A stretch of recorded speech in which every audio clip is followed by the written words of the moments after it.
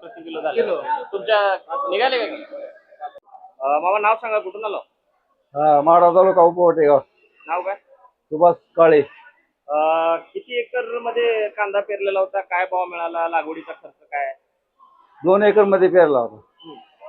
लागवडीचा खताचा आणि खुरपणाचा मिळून सगळा 70,000 रुपये खर्च झाला. भाव काय मिळाला? भाव मिळाला 1000 रुपये. किती क्विंटल गेला? आता 30 क्विंटल गेला. मिळालं का? हातात काय पडतंय? काय नाही, पदर जायचंय. पदर किती जाईल पदर? आता किती बाय 30,000 पटी होईल. 70,000 खर्च झालाय. त्याचं वरचे पैसे कुठनं भरायचं आता?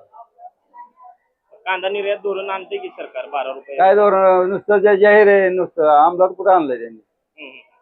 आणि कांदा खरेदी करते ते नापेड खरेदी, व्यापाऱ्याची खरेदी करते, शेतकऱ्याची कुठे करते? तिथं मार्केटमध्ये खरेदी करा पाहिजे.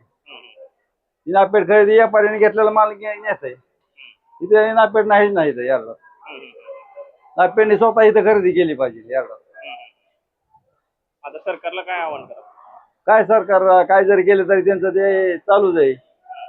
सगळ्याला थोडा लावायचं. पुढच्या आता जर बघायचं नाही, पुढच्या धोरणातून सांगायचं आम्ही पुढं असं करू. पुढं आता चालूला करणार, ते पुढं काय करणार आहे?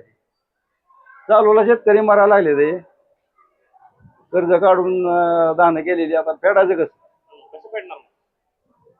अवघड झालंय आता. आणि काय कर्ज बिर्ज काढलेले देणाऱ्याचे देणे आहेत ते काय करतात?